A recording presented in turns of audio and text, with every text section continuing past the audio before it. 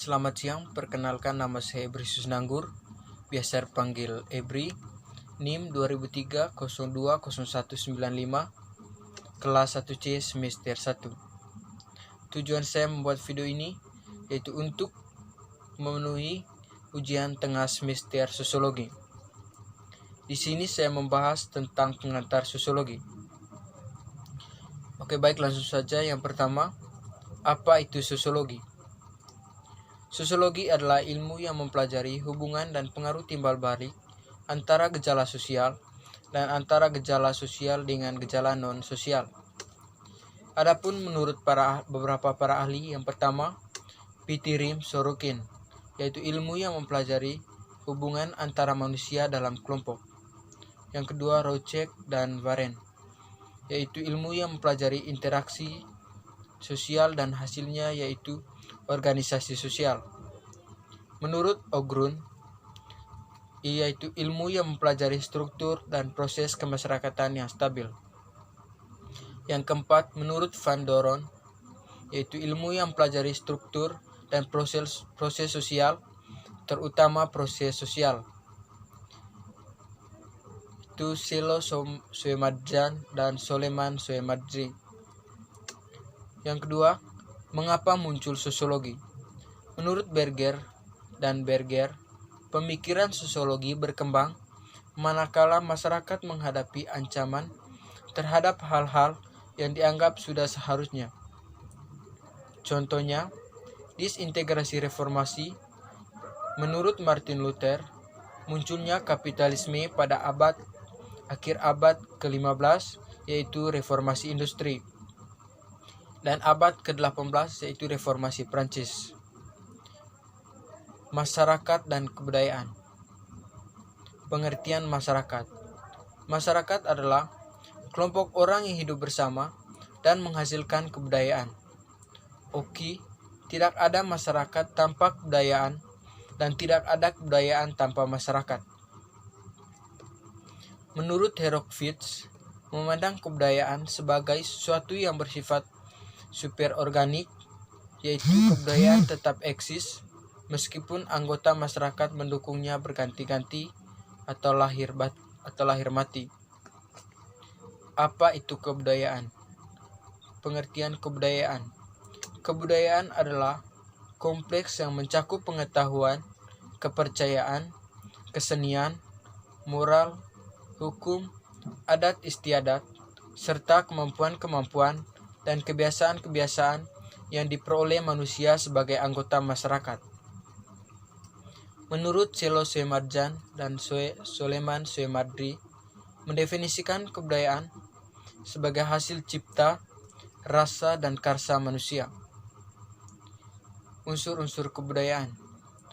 Unsur kebudayaan menurut Kluckhohn dalam Universal Categories of Culture meliputi yaitu peralatan dan perlengkapan hidup manusia seperti pakaian, perumahan, peralatan rumah tangga, senjata, alat produksi, dan alat transportasi, dan mata pencarian hidup dan sistem ekonomi yaitu pertanian, peternakan, sistem produksi, distribusi, dan konsumsi.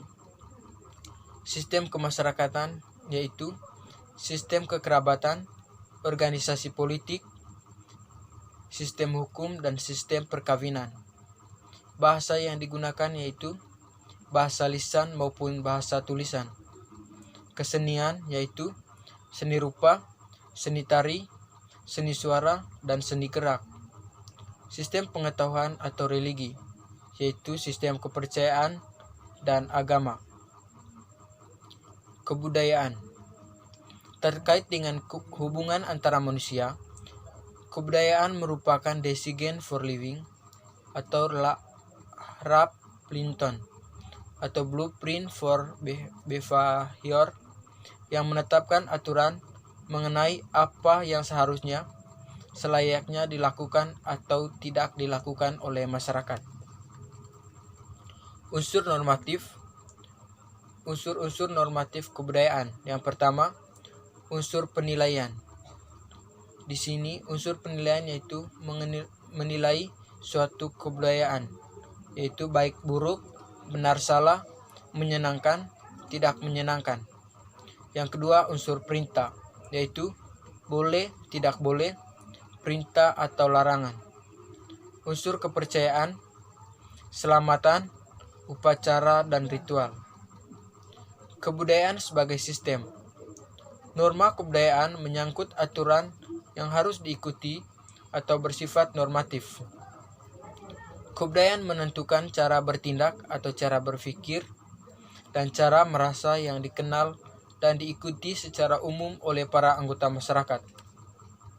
Klasifikasi norma masyarakat. Menurut William Graham Sumner, dalam bukunya Folkways, mengklasifikasikan norma-norma masyarakat berdasarkan daya paksaannya terhadap para anggota masyarakat. Yang pertama, kebiasaan atau folkways, yaitu cara yang lazim dan wajar serta dilakukan berulang-ulang dalam melakukan sesuatu oleh sekelompok orang. Contoh, berjabat tangan, cara makan. Yang kedua, tata kelakuan atau mores, yaitu gagasan yang kuat tentang salah dan benar yang menuntut tindakan tertentu dan melarang yang lain. Contoh, tabu orang Banyumas tidak boleh berpergian pada hari Sabtu Pahing. Lembaga sosial. Lembaga sosial yaitu sistem hubungan sosial yang terorganisasi yang mewujudkan nilai-nilai dan tata cara umum untuk memenuhi kebutuhan dasar masyarakat. Contoh, lembaga keluarga, agama, pemerintah, pendidikan, ekonomi hukum, atau law, yaitu tata kelakuan yang terkodifikasi atau sanksi yang jelas. Contoh, KUHP, Undang-Undang Kesehatan, Undang-Undang Perlindungan Anak. Yang berikutnya, nilai atau value. Gagasan tentang apakah pengalaman berarti atau tidak berarti. Contoh, nilai tentang virginitas, perempuan ideal. Kebudayaan dan kepribadian. Setiap masyarakat memberikan pengalaman tertentu yang tidak diberikan masyarakat lain kepada para anggotanya, atau timbul konfigurasi kepribadian yang khas dari para anggota masyarakat. Disebut modal personality atau Du Bois. Sebagai besar ciri-ciri kepribadian dimiliki oleh sebagian besar anggota masyarakat tersebut atau kebudayaan modal. Misalnya, orang Jawa halus dan tidak suka terus terang, sementara orang Batak atau kebudayaan modal hanya berlaku pada masyarakat sederhana dengan kebudayaan solid. Relativisme dan kebudayaan. Fungsi dan arti suatu unsur adalah berhubungan dengan lingkungan atau keadaan kebudayaan. Oke, kita tidak bisa menganalisis kelompok kebudayaan lain dengan motif, kebiasaan, dan nilai-nilai kita. Relativisme kebudayaan. Contoh, bagi masyarakat Indonesia, hamil sebelum menikah adalah buruk, sementara bagi masyarakat suku Botong di Filipina adalah baik, yaitu sebagai bukti bahwa wanita tersebut subur bagi orang Madura. Melakukan pembunuhan dalam Karok adalah mulia karena membela harga diri dan kehormatan, namun menurut KUHP adalah kriminal. Etnosentrisme dan xenosentrisme. Etnosentrisme adalah kecenderungan setiap kelompok untuk menekankan keunggulan dan kebudayaan. Kebudayaan sendiri menjadi patokan baik buruk, benar salah, tinggi rendah, berharga tidak berharga. Contohnya yaitu menyebut diri sebagai orang terpilih atau Yahudi, ras unggul atau Jerman, sementara yang lain dianggap kafir. Bakbar, tidak beradab atau terbelakang. Xenosentrisme adalah pandangan yang lebih menyukai hal-hal yang berbau asing atau gagasan, produk, gaya sendiri dianggap inferior. Contohnya, Donald lebih prestisius dibanding Mbok Beret. Sosialisasi. Anak belajar dari kehidupannya. Yang pertama, jika anak dibesarkan dengan celaan, dia belajar memaki. Jika anak dibesarkan dengan permusuhan, dia belajar berkelahi.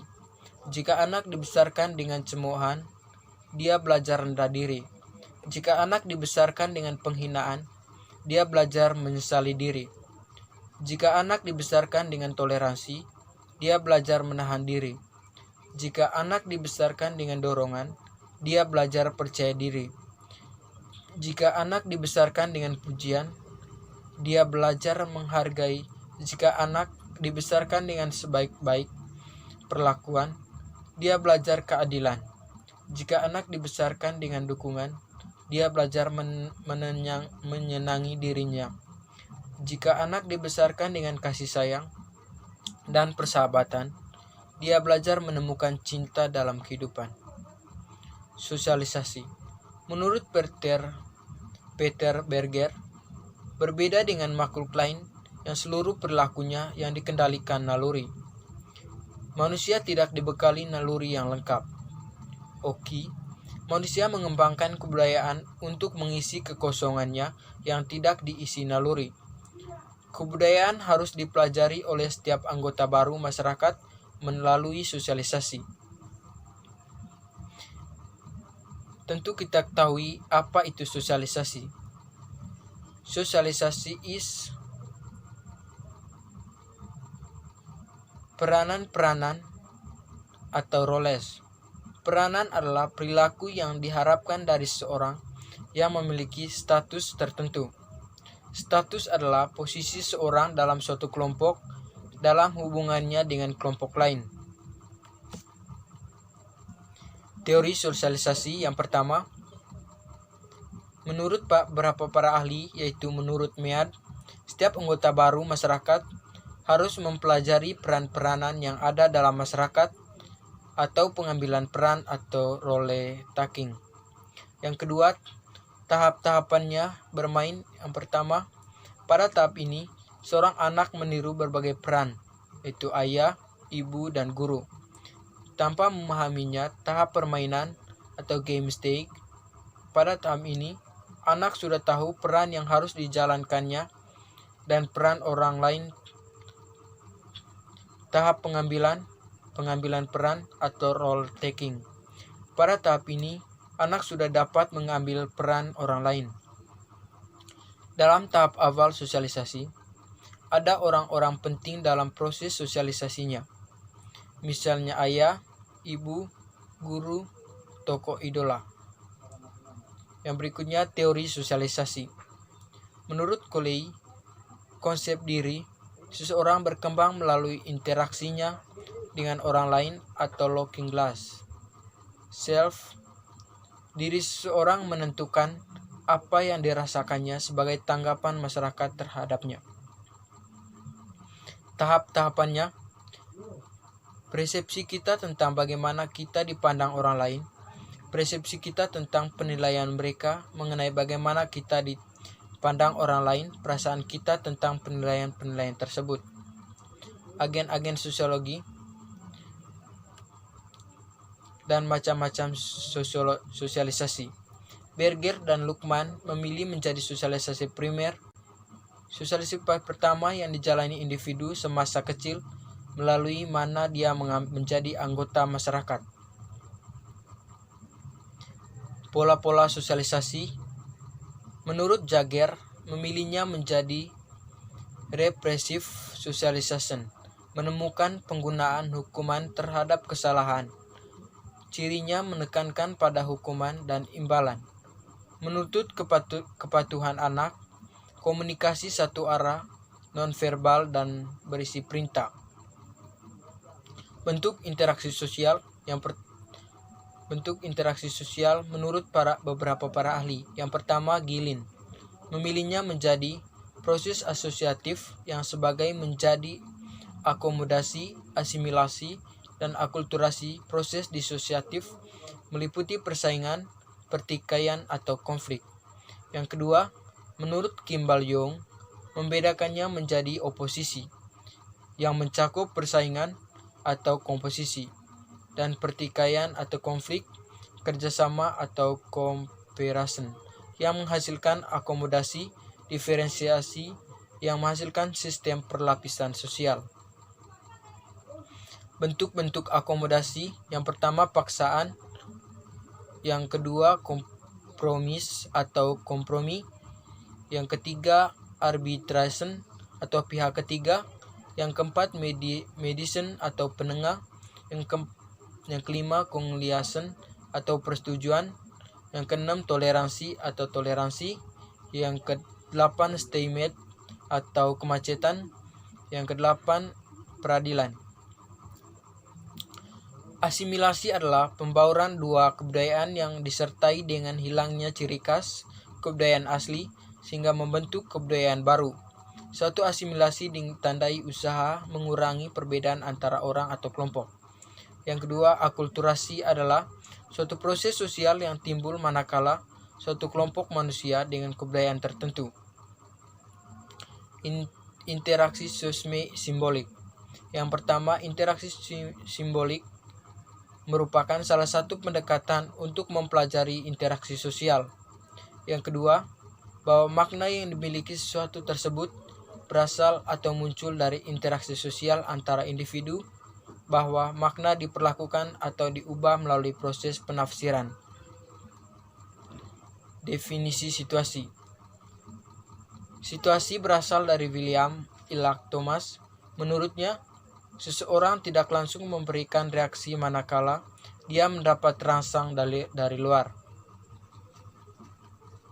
Situasi, status, dan peranan. Salah satu perhatian para ahli sosiologi adalah struktur sosial. Struktur sosial di sini adalah pola perilaku yang berulang-ulang yang menciptakan hubungan antara individu dan antara kelompok dalam masyarakat. Yang kedua, apa itu status dan peranan? Status adalah posisi seseorang dalam suatu kelompok atau posisi suatu kelompok dalam hubungannya dengan kelompok. Status peranannya atau roles adalah perilaku yang diharapkan dari seseorang yang memiliki status tertentu. Perilaku peran. Perilaku peran adalah peran yang sesungguhnya yang dilakukan oleh orang yang memiliki status tertentu. Oke, baik, terima kasih. Itu saja hasil dari materi saya. Serangkaian akhiran kata saya ucapkan terima kasih.